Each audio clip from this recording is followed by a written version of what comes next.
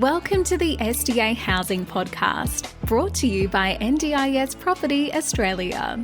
Before starting this episode, we need to provide a general disclaimer. Information contained in this podcast is general in nature only. It does not take into account the objectives, financial situation, or needs of any particular person. You need to consider your financial situation and needs before making any decisions based on the information in this podcast. And you should consider seeking independent and professional advice for your personal circumstances. All right, let's begin.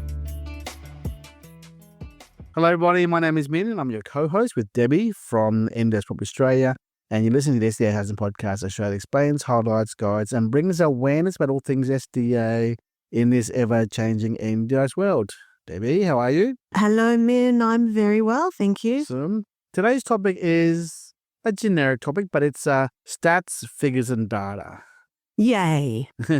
I know you all love listening to data and numbers, but we're just trying to chew up some airtime on the podcast show here.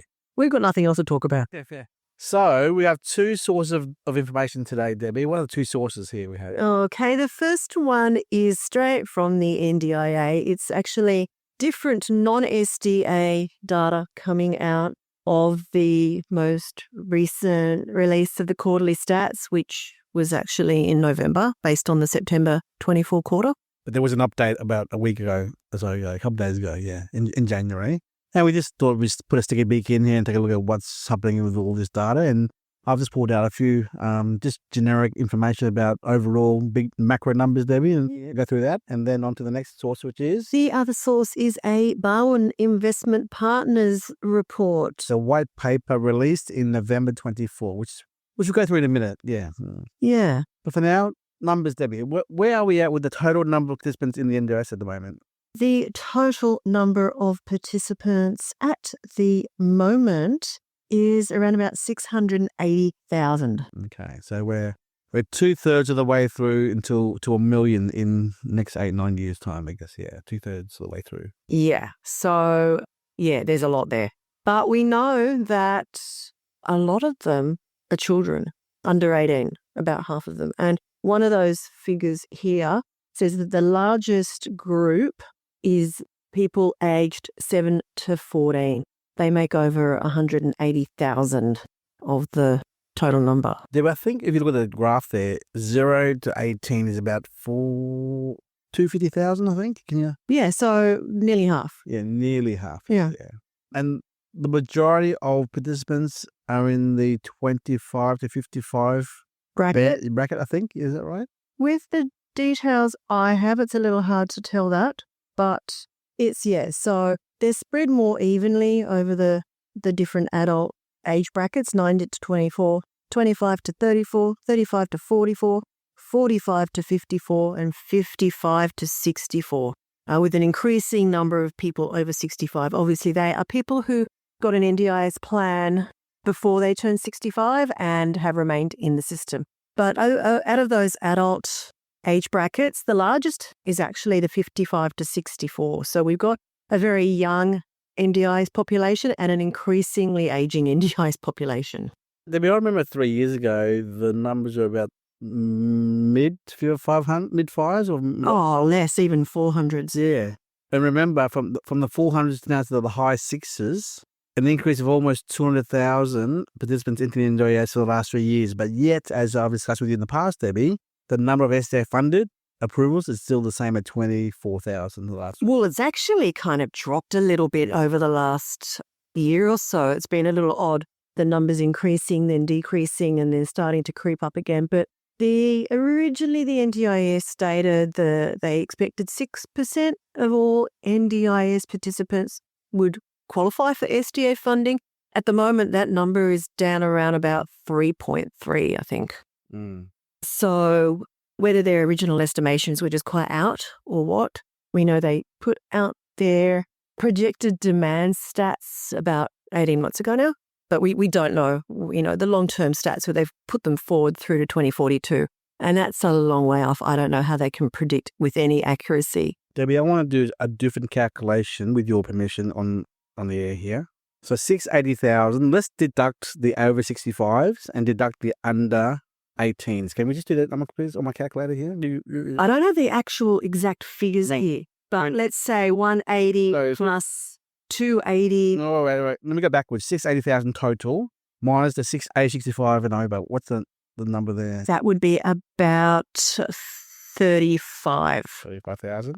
And then the under 18s would be about 280. Probably about, no, it's actually more like 350. Under 18. Yeah. Okay. So there you go. 680 minus 350 minus 35. 295. Okay. So correct. 3.3%. You said 24,000 out of 680,000 people is 3.3%. Right. However, I see it differently. I see it as exclude the oldies, the elderly, Exclude the under 18. Apologies for my wording. Exclude the elderly over 65 who don't qualify nor for SDA. Exclude the younglings that actually apply to SDA. It's everyone from 21 to... From 18 to 64. Yeah. That's 295,000 left. So 24,000 divided by 295 is 8.1%. So the way I see it is, if you exclude the old people and the very young people, 8.1% of all adults is SDA funded. That's some interesting. Why should we count them kids for? They're not relevant. Correct. Yeah. And so therefore, as that number of 680,000 increases towards 1 million, in my mind, although you might argue differently, are roughly 8% of the eligible adults are SDA funded. And mind you, remember what I said? By the year 2032, when there's 1 million people in the participants in the NDIS, there's a forecast of 42,000 people. Remember that word? 42,000. Remember that the data? That was a long time ago. Yeah. But now the new forecast is about 36,000 by 2042. Cool. So again, if you do the numbers in a similar fashion, right, as those numbers increases or as those kids become adults in the next 8 years, 10 years, I will still count the 8%-ish as the eligible participants in SDA. Yeah. That's my personal opinion. There's no, that's just me. Moving on, what other interesting facts and numbers do you have in front of you there regarding... Okay, I like this metric. It is the active participants by primary disability. 250,000 have autism. The next biggest group is people with an intellectual disability.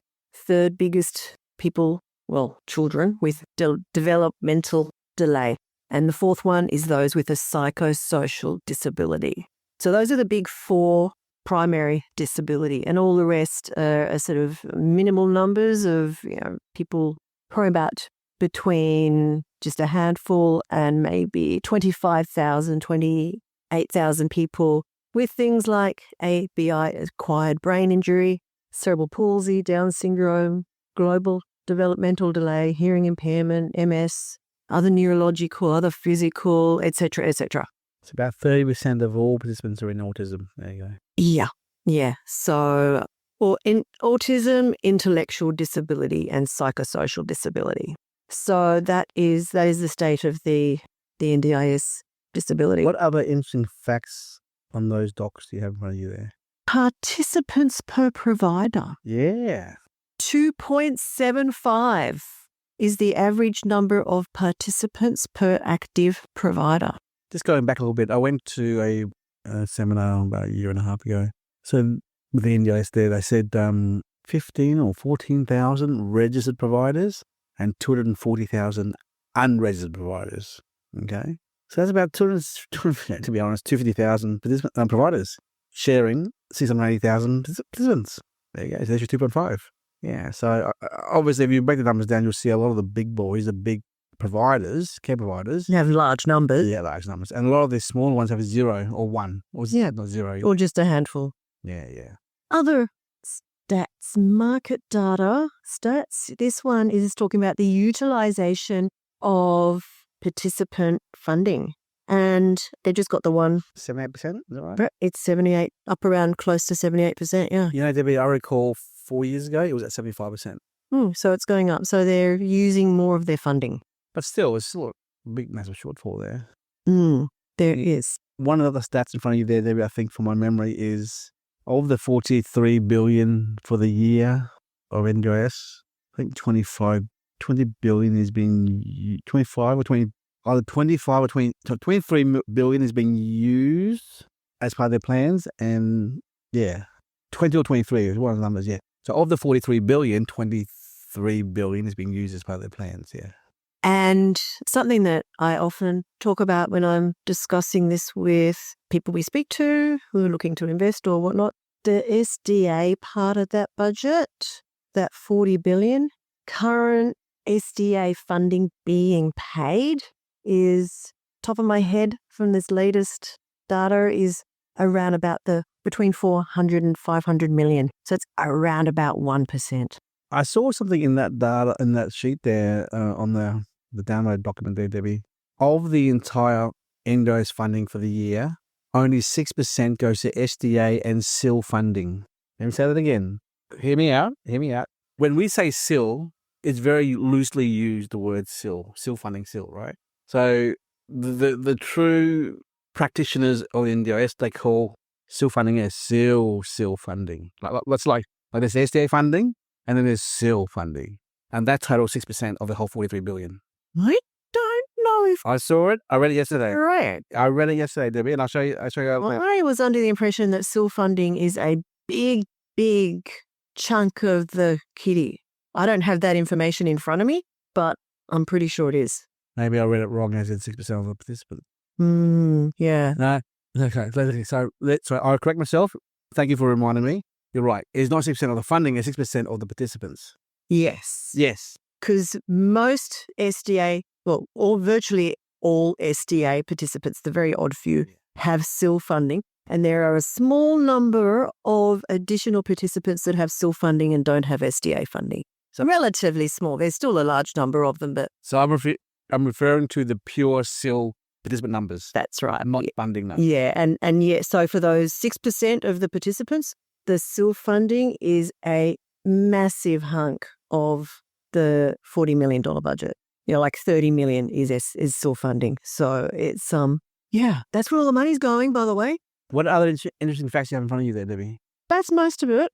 Participants this is it, yes. Actually, $640,000 is the funding going towards. Support includes neither SIL nor SDA. No, sorry, I lied. That's the active participants. This is participant numbers. I'm reading this wrong. So, by far, the vast majority of participants in the NDIS do not have either SIL or SDA. Only about, this number shows something like 35,000. Yeah, exactly. Yeah. The other stats here. And I raised that in this potty here to say, don't think it's just 3% for SDA and then 97% SIL. Oh, no, not at all. It's not like that. It's the number of pure SIL participants is very small as well. That's exactly right, yeah. And that's where all the money's going. So I guess the majority of the other participants are, we know a lot of them are under 18. So a lot of them have developmental delay. They have autism. So obviously the funding and their plans is going towards increasing their capacity and everything they need there. But a lot of people will just have a relatively small amount of funding for a host of other things that they require in their life to assist them in their daily life with their disability. Cool. So moving on to the fun stuff, Debbie, the Barwon Whitepaper, which was released in November 24, which you have in front of you now and myself as well. Let's go through some of these interesting numbers, please. The one that popped out at me was the vacancy rates in SDA. What Barwon have done is they've actually gone through the NDIS's own SDA Finder, which is an online portal on their website, and it shows SDA dwellings across the country broken down literally to postcode, and it is only enrolled NDIS properties. And in fact, these stats that they've pulled out are non-basic, so they're only including anything that meets IL, FA, HPS or robust categories within all that data. So you can find that information if you do go on SDA Finder. You can search for it and you'll see those houses. They very clearly state what category of house or dwelling they are. So this information is giving us the vacancy. So obviously they've gone and said, okay, so it's a 3-bedroom house and it has one place available. So big job, I would imagine, to pull this information out and collate it, but they've done it. Thank you very much, Barwon. I'm going to try and get the boys on Barwon to link up with you and me, Debbie, on a webinar on this whole paper. Fantastic idea. So, Joz, if you're still out there over at Barwon, reach out to us. I'm going to give you a call in the coming 2 weeks to see whether you're keen to do a Zoom webinar in March or April on this paper you put together in November. I think that would be fabulous. We hope you guys will do that. But quickly, just to go through some of this information, the highest vacancy. So overall, Australia-wide, the national vacancy rate is 9.8%. So obviously we're talking about places. Out of all the places that are available, 9.8 of them are vacant, not 9.8% of dwellings. Very important distinction. 9.8% of places. Yes. How is it different from 9.8% of dwelling? Because You might have, it's all. yeah, though we might think that there's, 50 houses over there in a particular region. And we're not saying that 9.8% of those houses are vacant. I guess because it's considered per its bedrooms in a house, you can't. Yeah, it's a incorrect data to say vacancy on houses because there's not a one bedroom, one tenant houses. Are there? That's right. So this is the way to really read the vacancies, because a lot of those, 2 or 3 tenant houses will only have one tenant in them. So that's what they've done. They've broken that down. So the largest vacancies currently are in the type of dwelling are in 2 and 3 resident houses, 21.4% and 15% respectively. The lowest vacancy rates are in 3-bedroom, 2-tenant apartments and in 1 and 2 tenant villas. And interesting, the next lowest vacancy rate, so those were 4.1 and 5.4% vacancy. In the apartments was 3.3% vacancy. And that's really because there are very, very few 3-bedroom, 2-resident apartments out there. The interesting thing that jumps out in this is that the next lowest vacancy at 5.7% is in 5-resident group homes. That's telling me we still have way too many people stuck in those group homes, essentially. So that's interesting. They've also broken it down into the vacancy by design type. So we're talking about, of course, robust, high physical support, fully accessible and improved livability. The highest vacancy rate, not surprisingly, is in high physical support, 12.6%. And the lowest is in improved livability at 5.1%. And the other figures they've pulled out here is vacancy by state. The state with the highest vacancy is WA with 26.4%. Surprise, surprise. The next highest, Tasmania, 16.3. Then we go to Queensland Queensland and Victoria are equal at 10.8. Lowest vacancy is in the ACT, 2%, followed by New South Wales at 5.3%. So those are just some really interesting figures on where the oversupply is, where the dwelling types are that are struggling to get full tenancy. I'm looking at page 16 here of this Whitepaper, Debbie, the sector outlook.